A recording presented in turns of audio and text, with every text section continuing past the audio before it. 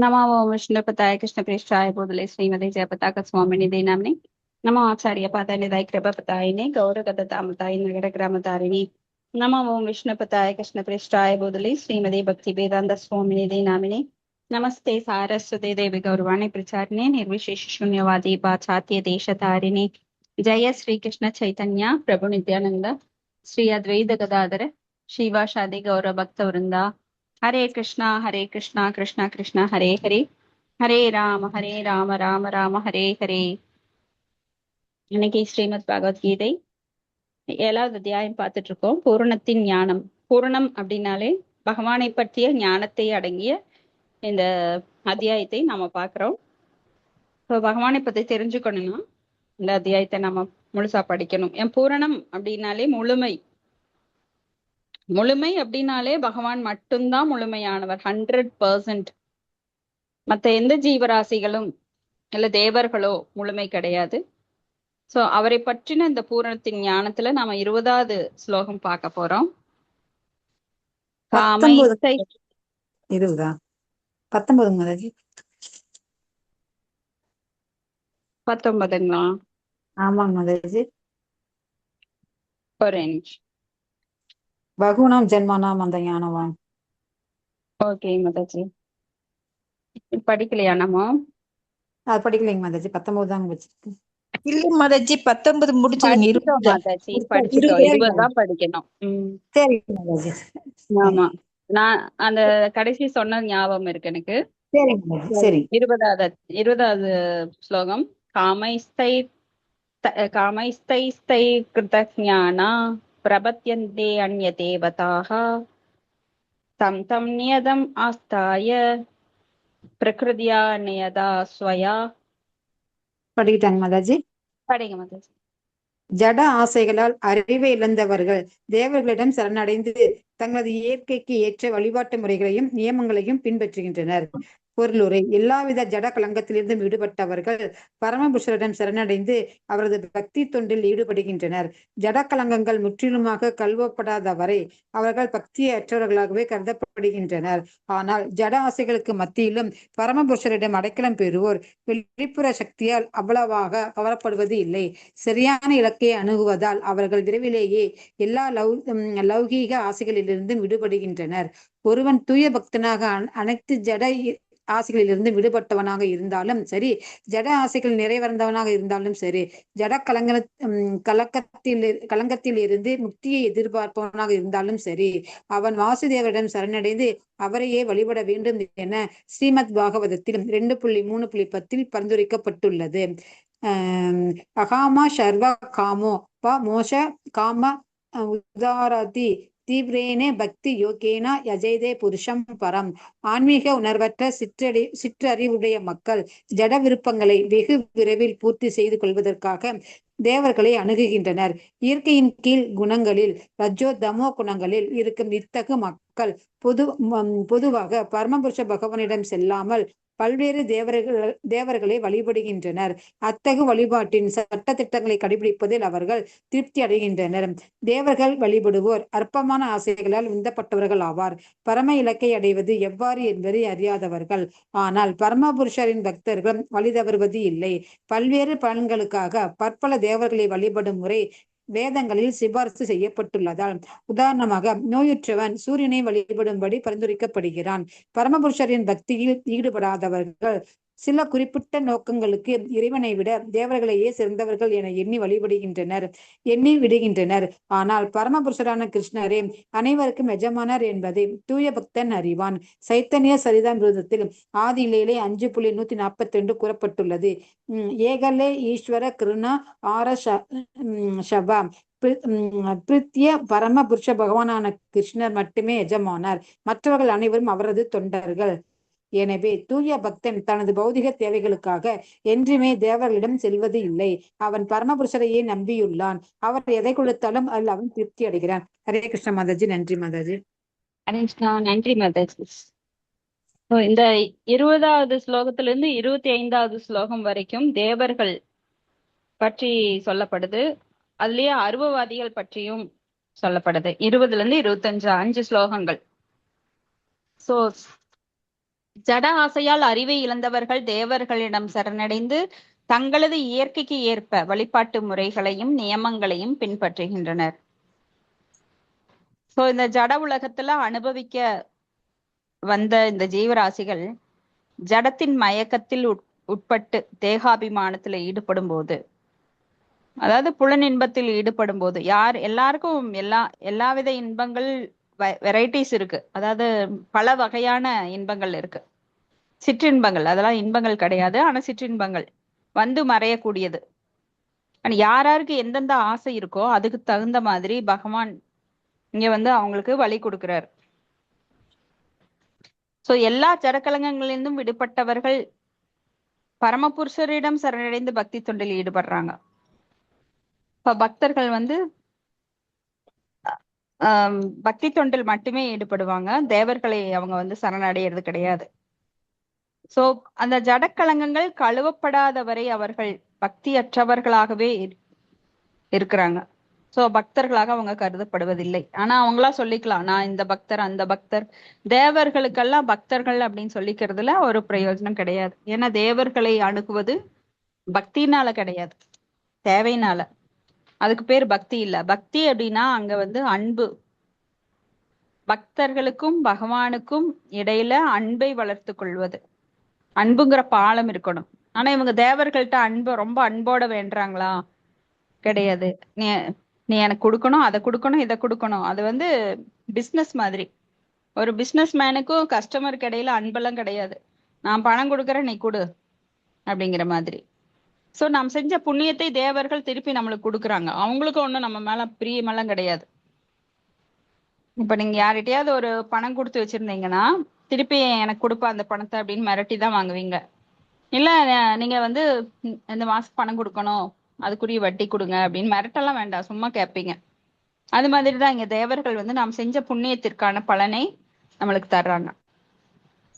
ஆனா இதுக்கு மத்தியில கூட பரமபுருஷரிடம் அடைக்கலம் அடையணும்னு நினைச்சு அடைக்கலம் அடைஞ்சவங்க வெளிப்புற சக்தியினால, அதாவது மாயினால கவரப்படுறது கிடையாது.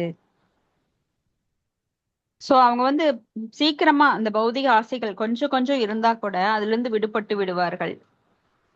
இப்ப அனைத்து ஜட ஆசைகளிலிருந்தும் விடுபட்டவனாக இருந்தாலும் சரி, ஜட ஆசைகள் நிறைந்தவனாக இருந்தா சரி, இல்ல மேலுலகை மோட்சத்தை அடையணும் அப்படின்னு நினைச்சா கூட, முக்தியை எதிர்பார்த்தாலும் அவன் வாசுதேவரை சரணடைந்து வழிபட வேண்டும். உங்களுக்கு எந்த ஆசையே இருந்தாலும், ஆசையே இல்லைனாலும், அகாம சர்வ காமோவ மோக்ஷ காம உதாரதி தீவிரேன பக்தி யோகேன யஜேத புருஷம் பரம். சோ என்னவா இருந்தாலும் சரி வாசுதேவனையே வழிபட வேண்டும். ஏன்னா தேவர்கள் வழிபட வேண்டிய அவசியம் கிடையாது. ஆனா தேவர்களை மதிக்கணும், கண்டிப்பா அலட்சியம் பண்ணக்கூடாது. இப்ப ஆன்மீக உணர்வற்ற சிற்றறிவுடைய மக்கள் என்ன பண்றாங்கன்னா, ஜட விருப்பங்களை வெகு விரைவில் பூர்த்தி செய்து கொள்வதற்காக தேவர்களை அணுகுறாங்க. அப்போ இயற்கை குணங்களின் கீழே ரஜோ தமோ குணங்களில் இருக்கும் மக்கள் வந்து பொதுவா பரமபுருஷரிடம் போகாம தேவர்களை வழிபடுறாங்க. ஆனா சத்துவ குணத்தில் இருக்கிறவங்க பரமபுருஷரான விஷ்ணு வழிபாட்டுல ஈடுபடுறாங்க. ரஜகுணம் தமோகுணம் இருக்கிறவங்கள தேவ வழிபாட்டுல. சோ அத்தகைய வழிபாட்டின் சட்டதிட்டங்களை கடைபிடிப்பதில் அவர்கள் திருப்தி அடைகிறாங்க. தேவர்களை வழிபடுபவர் அற்பமான ஆசைகளால் உந்தப்பட்டவர்கள். இப்ப பரம இலக்கை எவ்வாறு அடைவது அப்படிங்கறது அவங்களுக்கு தெரியாது கண்டிப்பா. ஏன்னா அற்பமான ஆசைகளுக்கும் உயர்ந்த ஆசைக்கும் ரொம்ப வித்தியாசம் இருக்கு. ஒரு ஒரு பாட்டி ஒருத்தவங்க காட்டுக்குள்ள போனாங்க. அவங்க வந்து சுள்ளி பொறுக்கிட்டு இருந்தாங்க, விறகு பொறுக்குவாங்க அந்த காலத்துல எல்லாம். அப்புறம் அவங்களுக்கு ரொம்ப வயசாயிடுச்சு. ரொம்ப கஷ்டப்பட்டு அத ஒரு சுள்ளியெல்லாம் ஒரு கட்டு கட்டி தலையில தூக்கி வச்சாங்க. கொஞ்ச தூரம் நடந்தாங்க, அது மறுபடியும் கீழே விழுந்துருச்சு. இப்ப அவங்க கிருஷ்ணா கிருஷ்ணா கிருஷ்ணான்னு ரொம்ப உருகி கூப்பிடுறாங்க. அப்ப உடனே கிருஷ்ணர் வந்துட்டார். என்ன பாட்டி, உங்களுக்கு என்ன வேணும் அப்படின்னு கேட்டாரா. எனக்கு இந்த சுள்ளி கட்டை தூக்கி தலை மேல வச்சு விடு. காண்பதற்கே கிருஷ்ணர் அங்க வந்திருக்கார். ஆனா கேக்குறதோ அல்பமான விஷயம், சுள்ளி கட்டை தூக்கி தலையில வச்சு விடுன்னு. ஏன்னா அவங்க கேட்டிருக்கலாம், கிருஷ்ணா நான் உங்ககிட்டயே வரணும், கிருஷ்ணாரே நேர்ல வந்துட்டாரு. இது மாதிரிதான் நிறைய பேர் என்ன பண்றாங்கன்னா, நம்மளுக்கு என்ன கிடைக்குமோ அது தன்னாப்புல கிடைக்கும். நம்ம பாகவத்துல கூட ஒரு அருமையான ஸ்லோகம் பார்த்திருக்கோம். தஸ்யைவ ஹேதோ பிரயதேத ஹேவிதோ அஹ் தத் லப்யதே துகவத் அந்யதக சுகம் காலேன சர்வத்திர கபீரம் ஹசா. அதாவது இந்த காலங்கள் மாற மாற நம்மளுக்கு என்ன இன்பம் கிடைக்குமோ அதெல்லாம் கிடைக்கும். ஏன்னா நம்ம முதல்லயே அதுக்கெல்லாம் போட்டு வச்சுட்டோம், விதை போட்டு வச்சுட்டோம். சோ நாம என்ன புண்ணியம் செஞ்சோமோ அதுக்கு தகுந்த இன்பம் கிடைக்கும், என்ன பாவம் செஞ்சோமோ அதுக்கு தகுந்த துன்பம் கிடைக்கும். யாரு தடுத்தாலும் அது நிக்காது. அப்புறம் எதுக்கு நீங்க தேவர் கோயிலுக்கு போகணும் இல்லைங்களா? சோ முட்டாள்கள் என்ன பண்றாங்கன்னா, நம்ம தேவர்களை வழிபடுறதுனால நம்ம விதியை மாத்திரலாம் அப்படின்னு நினைக்கிறாங்க. ஆனா நம்ம கர்மவினையை நீக்கக்கூடியவர் பகவான் கிருஷ்ணரை தவிர வேற யாராலும் அது முடியவும் முடியாது. சோ இப்படி நிறைய பேரு தேவர்களோட போய் வழிபடுவாங்க, அதனால திருப்தி அடைவாங்க. ஏன்னா தேவர்களை வழிபடுறவங்க எல்லாமே அற்பமான ஆசைகளால் உந்தப்பட்டவர்கள். பரம இலக்கை அடையிறது எப்படின்னு தெரியாது. ஆனா பக்தர்கள் வழி தவறுவதில்லை எந்த காரணத்துக்காகவும். அவங்க பகவானை வழிபடுறதை விட்டுட்டு தேவர்களை வழிபடுறது கிடையாது.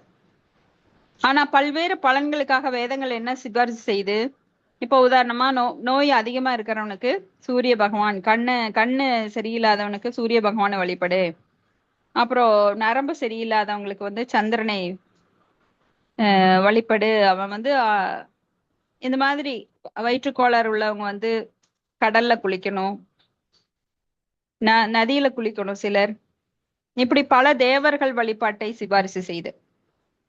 சோ வர்ணனை வழிபடணும், சனி பகவானை வழிபடணும், ராகுவை வழிபடணும், கேது வழிபடணும். நீங்க ஜாதகம் எடுத்துட்டு போனீங்கன்னா ஜோசிக்கார் ஏதாவது ஒண்ணு கோளாறு சொல்லிட்டே இருப்பார். உங்களுக்கு சனி சரியில்லை, அடுத்தது ராகு சரியில்லை, அப்புறம் புதன் சரியில்லை, அந்த கட்டம் சரியில்லை. சோ நீங்க மாத்தி மாத்தி போனீங்கன்னா ஒண்ணு முடிஞ்சு ஒண்ணு வந்துட்டே தான் இருக்கும். அதுக்காக வாழ்நாள் ஃபுல்லா நீங்க பரிகாரம் பண்ணிட்டா இருக்க முடியும்? ஏன்னா நீங்க ஒரு கேன்சர் கட்டி வந்தது அப்படின்னா தற்காலிகமாக அதை வழியை நிறுத்துறதுக்கு நீங்க ஏதாவது பெயின் கில்லர் போடலாம். ஆனா அது நிரந்தர தீர்வாகுமா?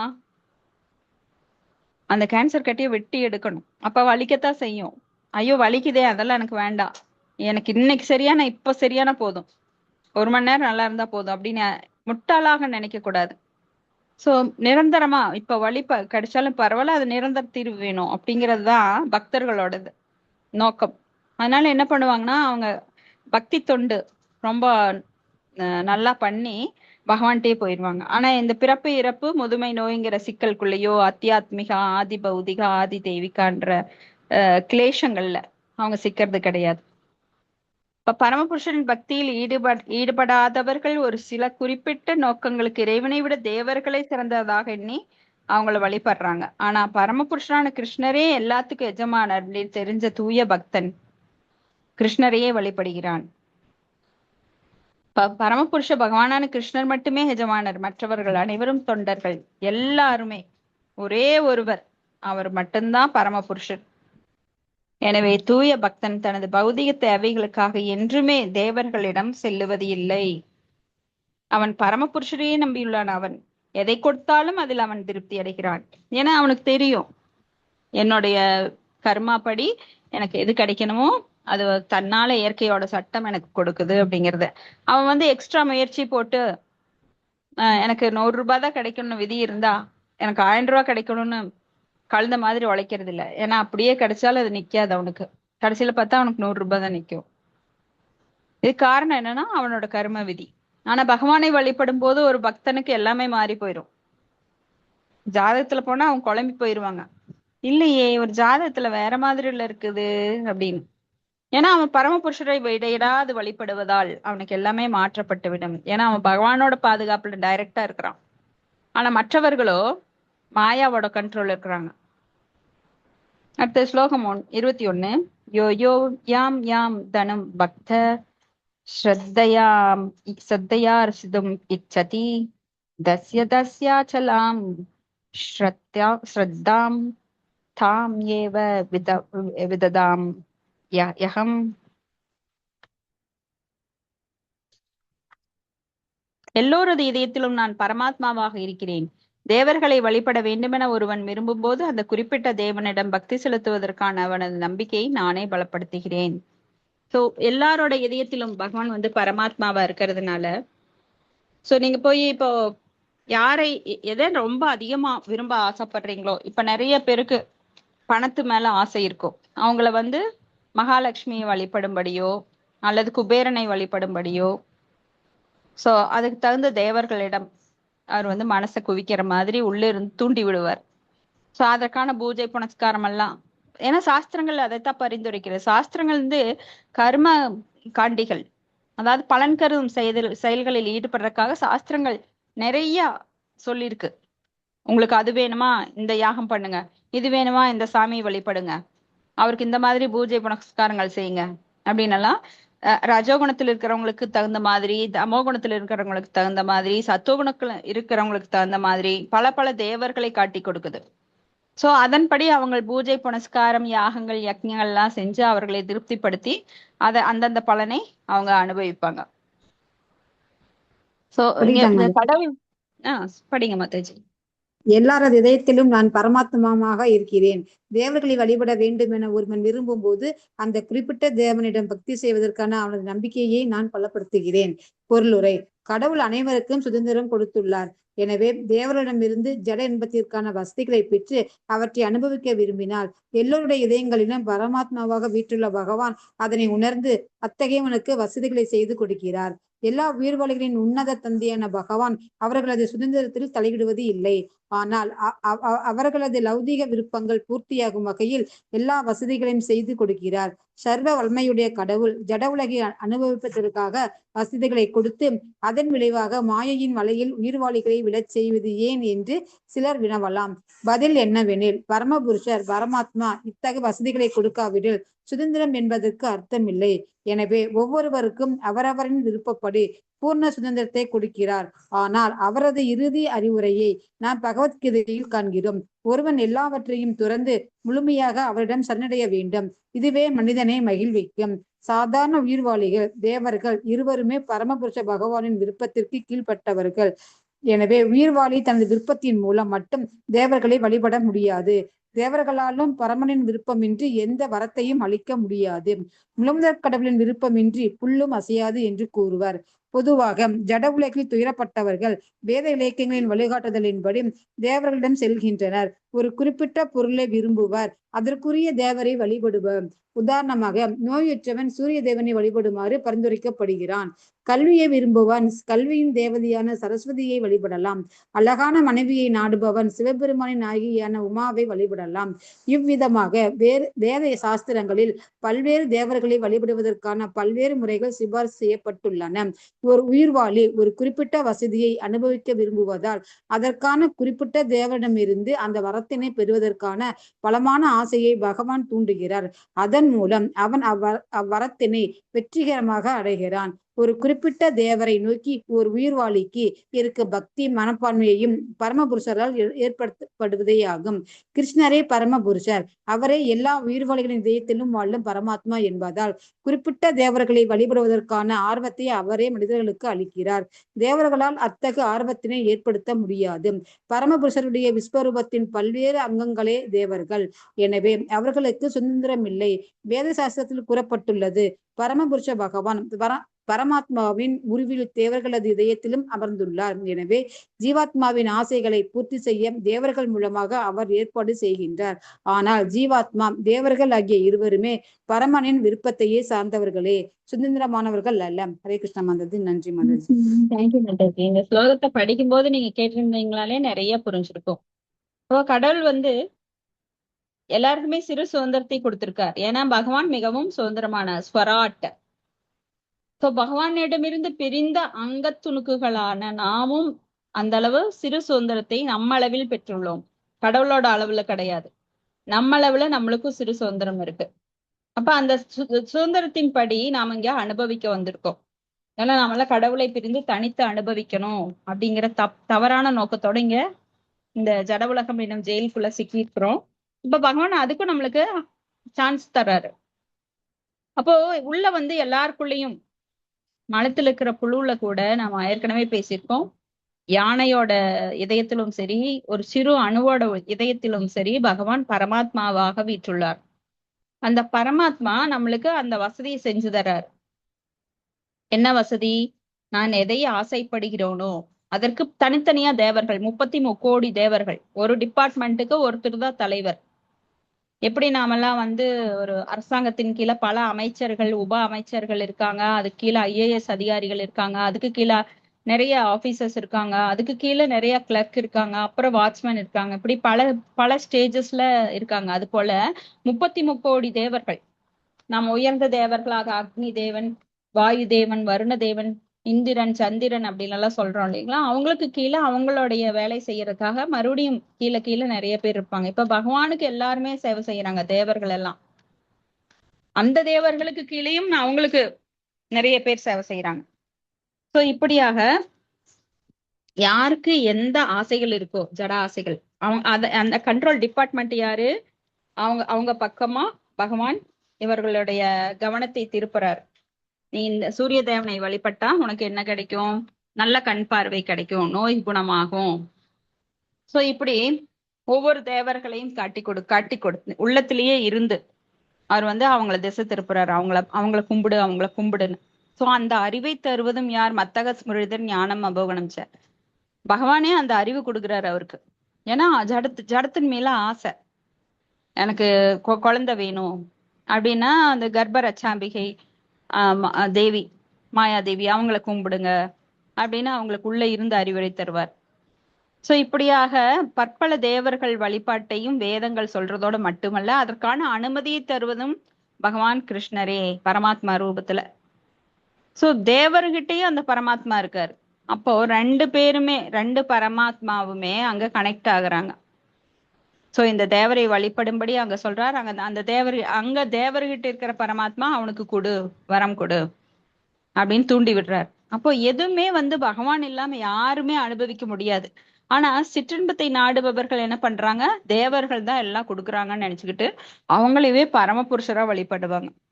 இது முட்டாள்தனம். அப்போ பகவான் யாரோட சுதந்திரத்திலே தலையிடுறது கிடையாது. நீ இதெல்லாம் விரும்பாத, என்னை மட்டும் நினை, மன்மனாமோ பக்தோ மத்தியாசீமாம் நமஸ்குரு. இந்த அட்வைஸ் ஆனா எங்க சொல்றாரு நம்மளுக்கு? பகவத்கீதையில சொல்றார், என்னை மட்டுமே நினை அப்படின்னு. 9வது அத்தியாயத்திலையும் சொல்றார், மறுபடியும் 18வது அத்தியாயத்திலையும் சொல்றார், என்னை மட்டுமே நினை அப்படின்னு. ஆனா இது எல்லாம் தூய பக்தர்களுக்கு மட்டும்தான், தன்னை நோக்கி வழிபடும் பக்தர்களுக்கு மட்டும்தான் சொல்றாரு, தவிர எல்லாருக்குமே சொல்றது இல்ல. யாரு என்ன வேணா பண்ணுங்க, ஆனா எங்கிட்ட சரணடைந்த பக்தர்களுக்கு தான் நான் அட்வைஸ் பண்ணுவேன்.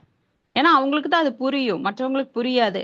என்ன கிருஷ்ணா ரொம்ப சுயநலவாதி, என்னை மட்டும் வழிபடுன்னு சொல்றாருன்னு மத்தவங்க நினைச்சுக்குவாங்க. ஏன்னா அவர் தான் முழுமையானவர், அவர்கிட்டதான் சுதந்திரம் இருக்கு, அவர் தான் விதியை மாத்தக்கூடியவர். இதெல்லாம் யாருக்கு புரியாது. அப்ப சிவனை வழிபட ஆசைப்பட்டவங்களுக்கு அந்த ஆசையை நிறைவேற்ற உள்ளிருந்து அனுமதி கொடுக்கிறார். உபத்ரஷ்டா அனுமந்தா பக்தா போக்தா மகேஸ்வர. அவர் அனுமதி கொடுக்காம யாரையும் நீங்க வணங்கவும் முடியாது, எந்த பொருளும் உங்களுக்கு கிடைக்கவும் கிடைக்காது. நான் நிறைய புண்ணியம் பண்ணியிருக்கேன், அதனால எனக்கு கண்டிப்பா கிடைக்கணும், அதுதான் இயற்கையோட சட்டம் அப்படின்னு ரொம்ப பிடிவாதம் பண்றவங்களுக்கு பகவான் அனுமதி கொடுக்கலன்னு அதுவும் கிடைக்காது. எதுக்குமே பகவான் அனுமதி கொடுக்கணும். நீங்க புண்ணியம் செஞ்சா மட்டும் பத்தாது, உபதிரஷ்டா ஹனுமந்தா, பகவானோட அனுமதி இருந்தால்தான் உங்களுக்கு அந்த புண்ணியத்தோட பலனும் கிடைக்கும்.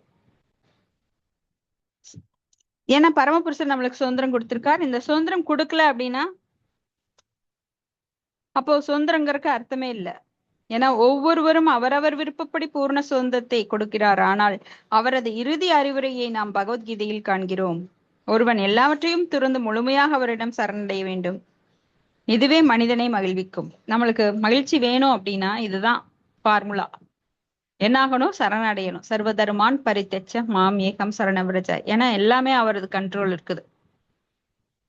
இப்போ நீங்க சுவிட்ச் பாக்ஸ் எங்க வேணா பெட்ரூம்ல இருக்கும், கிச்சன்ல இருக்கும், ஹால்ல இருக்கும்.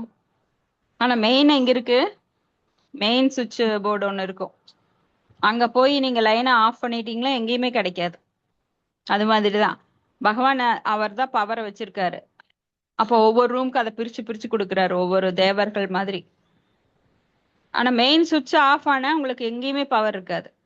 அது போலத்தான் இந்த தேவர்கள் அங்கங்க அவர்கிட்ட இருந்து வாங்கி நம்மளுக்கு கொடுக்குறாங்க.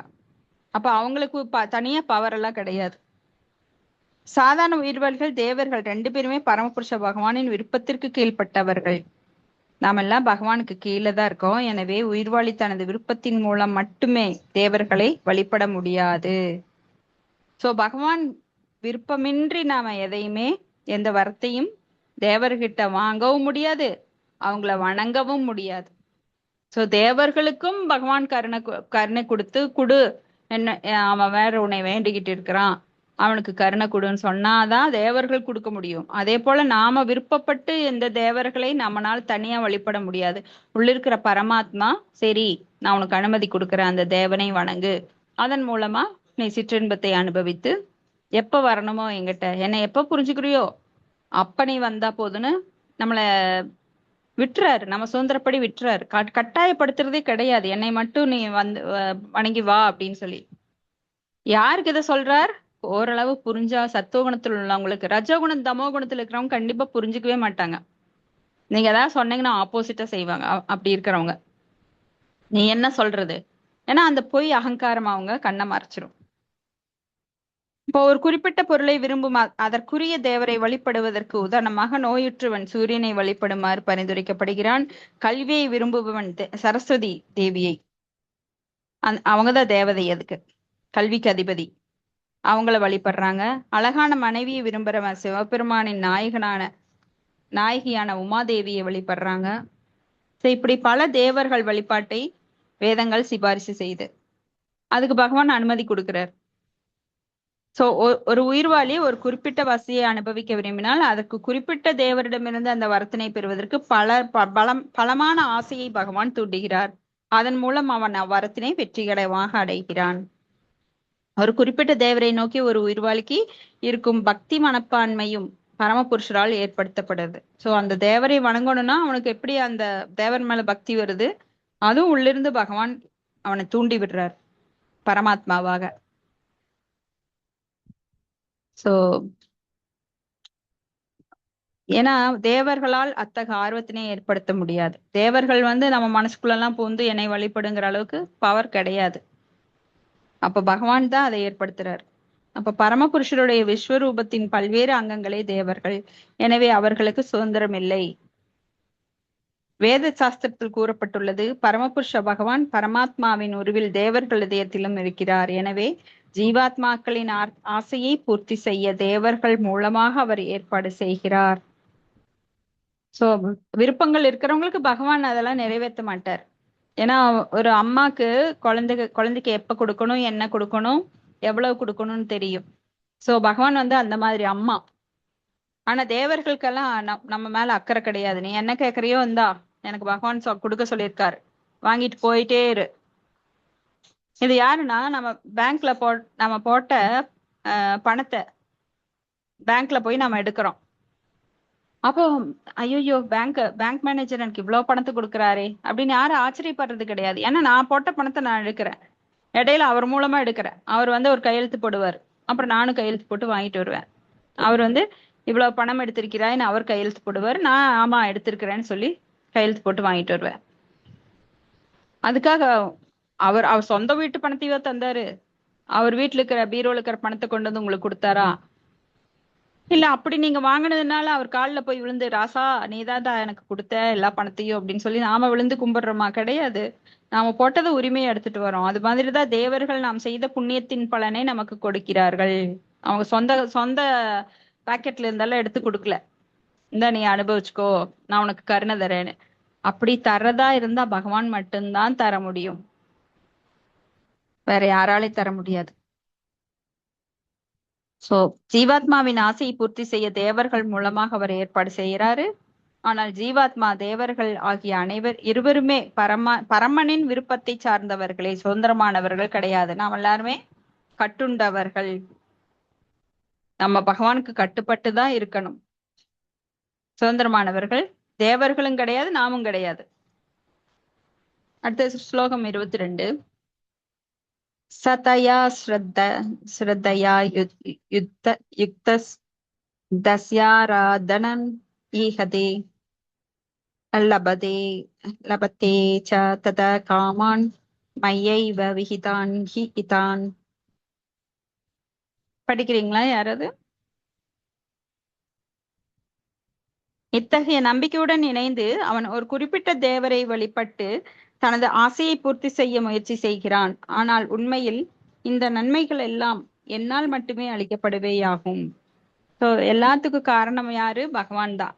சர்வ காரணம். அவர்தான் இந்த தேவனுக்கும் அனுமதி கொடுத்து அதை நம்மளுக்கு கொடுக்க வைக்கிறார். நம்மளுக்கு எல்லாம் கிடைச்சது அப்படின்னா தேவர்களை வழிபட்டதுனால. இப்போ சிலருக்கெல்லாம் நிறைய கோயிலுக்கு போவாங்க. ஏதோ ஒரு கோயிலுக்கு போய் அவங்களுக்கு ஏதாவது கிடைச்சிருச்சு அப்படின்னா, இப்ப காக்கா உட்கார பனம்பழம் பழுத்த மாதிரி அந்த நேரத்துல அவனுக்கு கிடைக்கணும்னு இருக்குது, அதனாலதான் கிடைச்சிருக்கோ தவிர அந்த கோயிலுக்கு போனதுனால அவனுக்கு கிடைக்கல. ஆனா முட்டாள்கள் இதெல்லாம் புரிஞ்சுக்க மாட்டாங்க, சிற்றறிவுடையவர்கள். இப்ப பரமபுருஷருடைய அனுமதியின்றி தேவர்கள் தங்களது பக்தர்களுக்கு வரங்களை சொல்லிடுறேன் மாதாஜி, அப்படி சொல்லிடுறேன். பரமபுருஷருடைய அனுமதியின்றி தேவர்கள் தங்கள் பக்தர்களுக்கு வரங்களை வழங்க முடியாது. ஏன்னா பகவானும் அங்க அனுமதி தந்தாதான் அவங்களால வரங்கள் வழங்க முடியும். சோ எல்லாம் இறைவனது சொத்தே என்பதை உயிர்வாளி மறக்கலாம், ஆனால் தேவர்கள் மறப்பதில்லை. எல்லாமே பகவானுக்குரியது. ஈசாவாசிய கொள்கை ஞாபகம் இருக்கா உங்களுக்கு? ஈசாவாசியம் இதம் சர்வம் எத்கிஞ்சிய ஜெகத்யாம் ஜெகத் தேனே தக்தேன புஞ்சீதா அப்படின்னு சொல்லி எல்லாமே பகவானுடையது, எதுவுமே நம்மளோடது கிடையாது. இந்த ஜட உலகம், ஆன்மீக உலகம் எல்லாமே அவருடையது. எனவே தேவர்களை வழிபடுவதும் விரும்பும் பலனை அடைவதும் தேவர்களால் அல்ல, பரமபுருஷ பகவான் ஏற்பாட்டில் தான் நடக்குது. தானா நடக்கிறது இல்ல, தேவர்கள் கொடுத்து நடக்கிறது கிடையாது. ஏன்னா தேவர்களுக்கும் அவர்தான் அனுமதி கொடுக்கிறார். உபதிரஷ்டா அனுமந்தா, நமக்கும் அவர்தான் அனுமதி கொடுக்கிறார். சோ இதனை அறியாத சிற்றறிவுடைய உயிர்வாளி சில நன்மைகளை வேண்டி முட்டாள்தனமாக தேவர்களை நாடுகிறான். ஆனால் தூய பக்தன் ஏதாவது தேவைப்படும் போது பரமபுருஷரிடம் மட்டுமே வேண்டுகிறான். தூய பக்தனுக்கு தெரியும் இவர்தான் சர்வ காரணம் அப்படின்னு. இருப்பினும் ஜடலாபத்தினை வேண்டுவது தூய பக்தனுக்கு அடையாளம் அல்ல. ஆனா தூய பக்தன் ஜடலாபத்துக்காக வேண்டது கிடையாது. பகவானே, உனக்கு எப்பொழுதும் பக்தி தொண்டில் நான் இடையராது ஈடுபட வேண்டும் அப்படின்னு சொல்லி ஹரே கிருஷ்ண கிருஷ்ண கிருஷ்ண ஹரே ஹரே, ஹரே ராம ராம ராம ஹரே ஹரே என்கின்ற மந்திரத்தை அவன் ஓயாமல் ஓதுகிறான். எதுக்கு? அந்த மந்திரத்தோட பொருள் என்னன்னா, எனக்கு உங்களது சேவையை தாருங்கள் அப்படின்னு சொல்லி நாம தொடர்ந்து இறைவனை கேட்டுக்கொண்டே இருக்கிறோம். ராதா கிருஷ்ணரை நம்ம எப்பவுமே கேட்கிறோம், ஸ்ரீமதி ராதாராணி தாயே, எங்களுக்கு பகவானுக்கு இடையராது சேவை செய்கின்ற வாய்ப்பே எங்களுக்கு தாருங்கள் அப்படின்னு. இப்ப பொதுவாக உயிர்வாளி தனது காமத்தினை பூர்த்தி செய்வதில் பைத்தியமாக இருப்பதால் தேவர்களிடம் செய்கிறான். தேவையற்ற ஒன்றை விரும்பும் உயிர்வாளி அவ்விருப்பம் பகவானால் நிறைவேற்றப்படாத போது தேவர்களிடம் செல்கிறான். ஏற்கனவே சொன்ன மாதிரி ஒரு அம்மாக்கு குழந்தைக்கு எது தந்தா நல்லதுன்னு தெரியும். ஆனா நாம வேண்டாத ஒன்றை வேண்டும் போது பகவான் அதை தர்றது கிடையாது. ஏன்னா நம்மளுக்கு அது நல்லதா இருக்காது. அந்த பொருள் வளம் சிலருக்கெல்லாம் ஜென்ம ஐஸ்வர்ய ஸ்ருதப் ஸ்ரீபி அப்படின்னு சொல்லி குந்தி மகாராணி ஒன்னாவது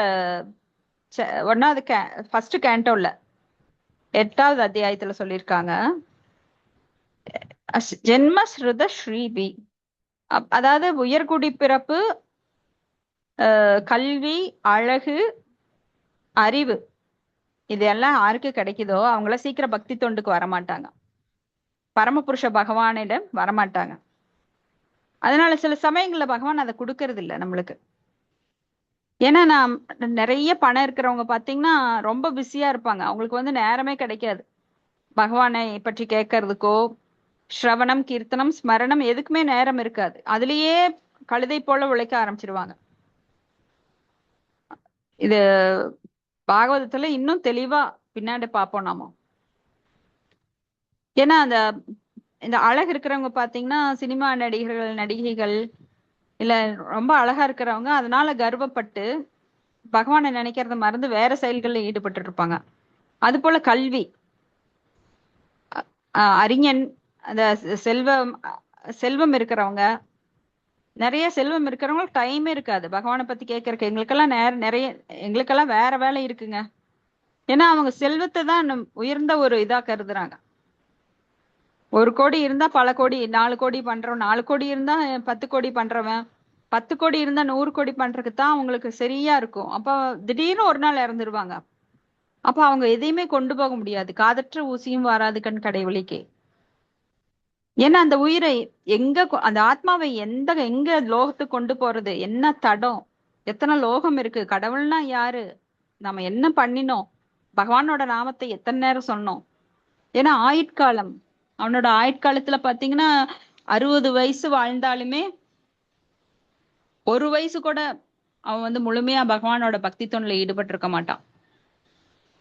காலங்களை விரயம் செய்யும் அவனுக்கு என்ன ஆகும்னா, அடுத்த ஜென்மத்துல மறுபடியும் இந்த பிறப்பு இறப்பு மூப்பு பிணி அப்படிங்கிற சுழல்ல சிக்கி மறுபடியும் உடல் எடுத்து சீரழிய வேண்டியதுதான்.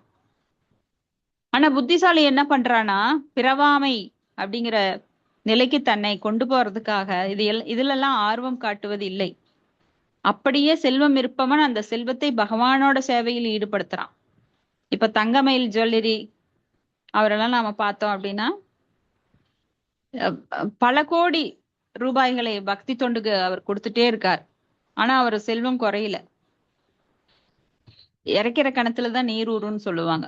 இப்ப பகவானுக்கு நீங்க 1 ரூபாய் கொடுத்தா உங்களுக்கு திருப்பி அவர் பல மடங்கு உங்களுக்கு கொடுக்குறார். அதன் மூலமா அவர் என்ன பண்றாருன்னா, இப்படி நிறைய செக்ஷன் வச்சிருக்கார். அதாவது இவங்களுக்கு கொடுத்தா இவங்க என்னை திரும்பி பார்க்க மாட்டாங்கன்னா கொடுக்க மாட்டார்.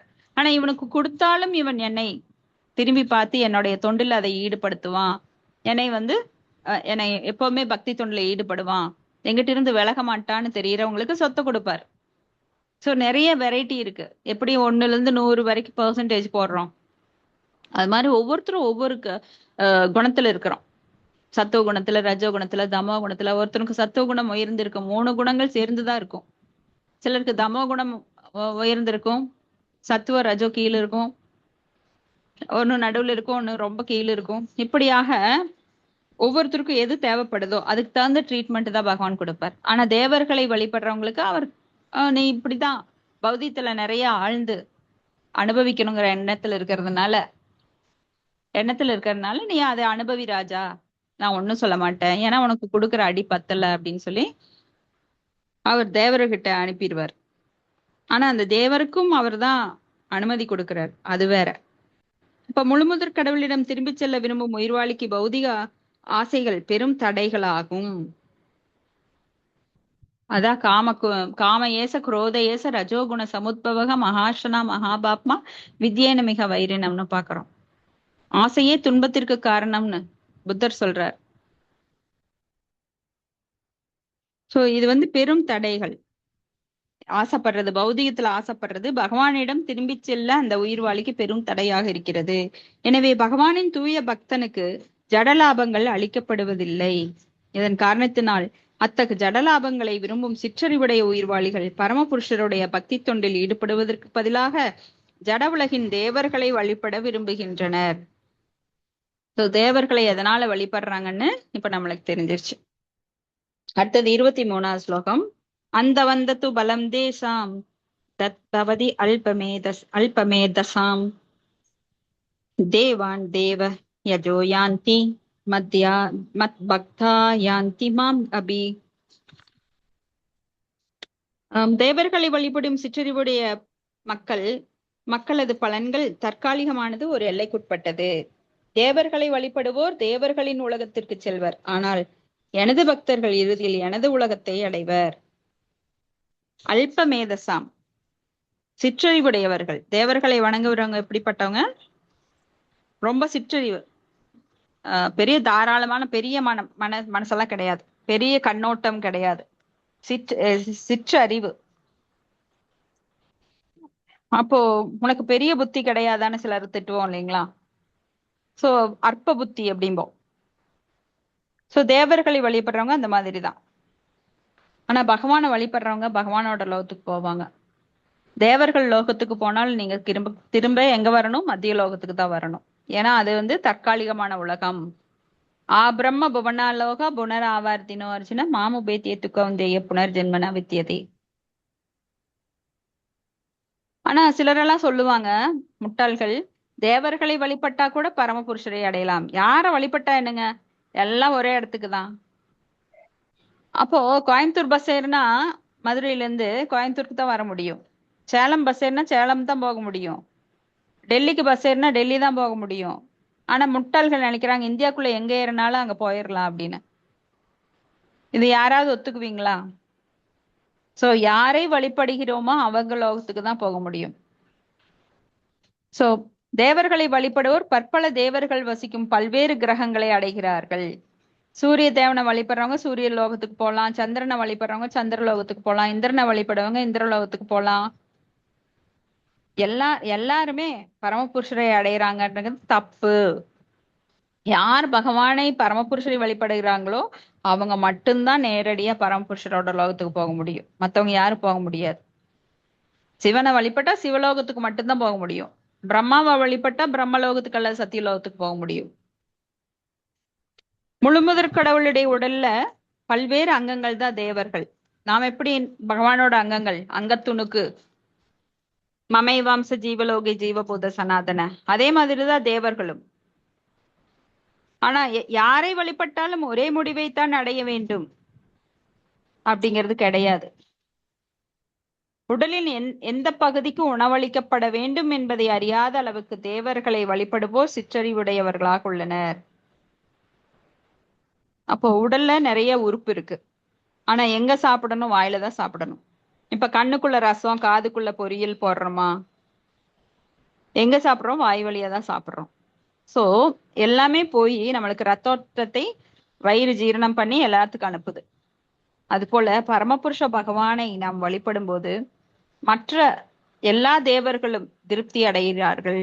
இப்ப ஒரு மரத்துக்கு நீர் ஊற்றும் போது வேருக்கு தான் ஊத்துவோம். நீங்க கொண்டு போய் கிளக்கலையா ஊத்துறது இல்ல, இல்ல இலையிலையா ஊத்துறது இல்ல. சோ அந்த நீரானது எல்லா பக்கமும் அது கொடுக்கப்பட்டு அந்த இலை, தலை, பூ, காய், கனிகள் எல்லாம் நல்லா வரும். ஆனா நீங்க போய் தண்ணிய வேர்க்கெல்லாம் ஊத்த மாட்டேன், இலைக்கு வேணும்ல, அப்புறம் கிளைக்கு வேணும்ல, காய்க்கு வேணும்லன்னு ஊத்துறது கிடையாது. அப்படி ஊத்திட்டு இருந்தா அது வாடி போயிடும். சோ கண்ணாலோ காதாலோ உணவினை உட்கொள்ள யாரால் முடியும்? பரமபுருஷரது விஸ்வரூபத்தின் பற்பல உறுப்புகளே தேவர்கள். ஏன்னா 11வது அத்தியாயத்துல விஸ்வரூபத்துல நாம் பார்க்கிறோம் தேவர்கள் அவருடைய அங்கமாக எப்படி இருக்கிறாங்க அப்படின்னு. சோ ஒவ்வொரு தேவரும் ஒரு தனி கடவுள் என்றும் முழுமுதற் கடவுளுடைய போட்டியாளர்கள் அப்படின்னு நினைக்கிறாங்க சிலரெல்லாம். எவ்வளவு முட்டாள்தனம்! ஏன்னா தேவர்கள் எல்லாமே பகவானிடம் பக்தி தொண்டு பண்றதுனால தான் அவங்களுக்கு அந்த சக்தி பகவான் கொடுக்கிறார். ஆனா அவங்க தேவர்கள் பரமபுருஷ பகவான் ஆகிவிட முடியாது. அவர்கள் எல்லாம் சேவகர்களே, நம்மை விட உயர்ந்த நிலையில் இருக்கிறாங்க. ஏன்னா அவங்க நிறைய புண்ணியம் பண்ணினதுனால தேவர்களா இருக்கிறாங்க. தேவலோகத்திலிருந்து அவங்க மறுபடியும் கீழே தான் வரணும். மனிதர்களாகி அப்புறம்தான் பகவானிடம் போக முடியும். ஏன்னா இதுதான் கர்ம பூமி. மற்ற பூமி எல்லாம் அனுபவிப்பதற்காக, பாவத்தையோ இல்ல புண்ணியத்தையோ அனுபவிக்கிறதுக்காக. ஆனா இங்கதான் நம்ம கர்மா செஞ்சு நம்மள இந்த மனித ரூபம் தான் மிகச் சிறந்தது. இப்போ தேவர்கள் மட்டுமல்ல, சாதாரண உயிர்வாளிகள் கூட முழுமுதற் கடவுளுடைய பகுதிகள். நாம் எல்லாரும் கூட பிராமணர்கள் பகவானோட தலைப்பகுதியிலிருந்து வந்ததாகவும், சத்திரியர்கள் அவர் கைப்பகுதியிலிருந்து, வைசியர்கள் இடுப்பு பகுதியிலிருந்தும், சூத்திரர்கள் காலிலிருந்தும் தோன்றினார்கள். இப்போ ஒவ்வொருவரும் பல்வேறு விதத்தில் தொண்டாற்றுவதாக நம்ம பாகவத்துல படிக்கிறோம். இப்போ பிராமணர்கள் மக்களுக்கு பட்டன பாடன யஜன யாஜன தான பரிக்கிரக அப்படின்னு சொல்லி படித்ததை மற்றவர்களுக்கு சொல்லி கொடுப்பது, அவங்க தானம் பெறுவது, பிறருக்கு தானம் கொடுப்பது, தானத்தை ஏற்றுக்கொள்வது, யக்ஞங்கள் செய்வது, அப்புறம் இந்த மாதிரி அவங்க இருக்கிறாங்க. அப்ப வைசியர்கள் அவங்க தொழில் பண்ணுவாங்க, பசுக்களை பராமரிப்பாங்க. சத்திரியர்கள் அவங்க போர் புரிவார்கள், மக்களை பாதுகாப்பதில் ஈடுபடுவாங்க. சூத்திரர்கள் அவங்க 3 பேருக்குமே சேவை செய்வாங்க. சோ இந்த நாம இத பாகத்திலையும் படிச்சிருக்கிறோம். அப்ப எந்த நிலையில் இருந்தாலும் சரி, தானும் தேவர்களும் பரமபுருஷரது அம்சங்களே என்பதை எவன் ஒருவன் அறிந்து கொள்கிறானோ அவனது அறிவு பக்குவமானது. எந்த நிலையில் இருந்தாலும் சரி, நானும் தேவர்களும். சோ தேவர்கள் அவங்க பகவானுடைய அம்சமே தவிர அவங்க பகவான் கிடையாது. நம்மளை விட உயர்ந்த நிலையில. ஏன்னா நிறைய புண்ணியம் பண்ணி அந்த தேவர்கள் நிலையை அவங்க அடைஞ்சிருக்காங்க. அவன் தான் இதை புரிஞ்சுக்கிறவன் தான் பக்குவமானவன். ஆனால் இதனை புரிந்து கொள்ளாதவன் தேவர்கள் வசிக்கும் பற்பல கிரகங்களை அடைகிறான். சோ யாரை வழிபடுறீங்களோ அவங்க உலகத்துக்கு கண்டிப்பா நீங்க எல்லாருமே போலாம். ஆனா பரமபுருஷரை வழிபடுறவங்க திரும்பி வர வேண்டியதே இல்லை இந்த லோகத்துக்கு. உடம்பெடுக்க இந்த ஜட உடல் எடுக்க வேண்டிய அவசியமே கிடையாது. ஏன்னா உடல்னு ஒண்ணு எடுத்தா நீங்க கண்டிப்பா கஷ்டப்பட்டே ஆகணும். யாருக்காவது இது வரைக்கும் தலைவலி வராது இருக்கா, இல்ல கான்ஸ்டிபேஷன் வராம இருக்கா, இல்ல நோய் காய்ச்சலே வந்தது இல்ல, நான் இந்த உடம்பு எடுத்து ரொம்ப சுகமா இருக்கேன், இந்த உடம்புனால எனக்கு துன்பமே இல்லைன்னு சொல்றவங்க யாருமே இந்த உலகத்துல கிடையாது. இந்த உலகத்திலயோ வேற உலகத்திலயோ. அப்ப தேவர்கள் வரங்களால் பெறப்படும் நன்மைகள் அனைத்தும் அழியக்கூடியவை. ஏனால் அது ஜட உலகிலுள்ள கிரகங்கள் தேவர்கள் தேவர்களை வழிபடுவோர் என அனைத்துமே அழிவுக்குட்பட்டது. அதான் சொன்னோம். பிரம்ம புவனாலோக புனராவர்த்தினோ அர்ஜுன மாமுபேத்தியத்து கௌந்தேய புனர்ஜென்ம நவித்தியதே. ஏன்னா எந்த உலகத்துக்கு போனாலும் புனர்ஜென்மம் இருக்கு, மறுபடியும் ஜென்மம் இருக்கு. எனவே தேவர்களை வழிபடுவதால் பெறப்படும் பலன்கள் யாவும் அழியக்கூடியது. எனவே சிற்றறிவுடைய உயிர்வாளிகள் மட்டுமே அத்தகைய வழிபாட்டில் ஈடுபடுறாங்க. பரமபுருஷரோட பக்தி தொண்டில் கிருஷ்ண உணர்வில் ஈடுபட்டிருக்கும் தூய பக்தர் ஞானம் நிறைந்த ஆனந்தமயமான நித்திய வாழ்வை அடைவதால் தேவர்களை வழிபடும் சாதாரண நபருடைய வெற்றியிலிருந்து இவரது வெற்றி முற்றிலும் வேறுபட்டது.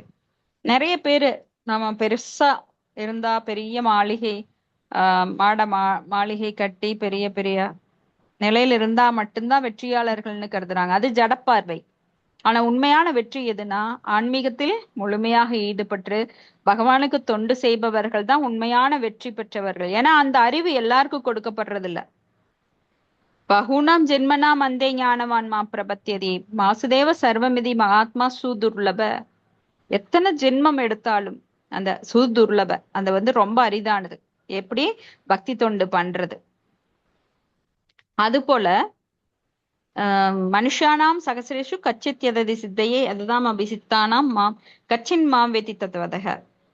ஆயிரம் மனிதர்கள் யாரேனும் ஒருவர் தான் என்னை அறிந்திருக்கிறார்கள் அப்படின்னு பகவானே சொல்றார். சோ தேவர்களை வழிபடும் சாதாரண நபருடைய வெற்றியிலிருந்து இவரது வெற்றி வேறுபட்டது. ஏன்னா பக்தர்கள் தான் உண்மையிலேயே வெற்றியாளர்கள். மற்றவங்க எல்லாம் மாயையில மயங்கி இல்லாத ஒரு வெற்றியை வெற்றியா கொண்டாடுறாங்க. இப்ப முழுமுதற் கடவுள் எல்லையற்றவர், அவரது ஆதரவு எல்லையற்றது, அவரது கருணை எல்லையற்றது. எனவே தனது தூய பக்தர்கள் மீதான அவரது கருணையும் எல்லையற்றது. இப்ப தூய பக்தி தொண்டு அப்படிங்கிற எடுத்தவங்க ரொம்ப ரொம்ப அதிர்ஷ்டசாலிகள். அவங்களுக்கு பகவானுடைய கருணை, எல்லையில்லாத கருணை அவர் கொட்டி கொடுக்கிறார். ஏன்னா பகவானை பத்தி புரிஞ்சுக்கிட்டாங்க.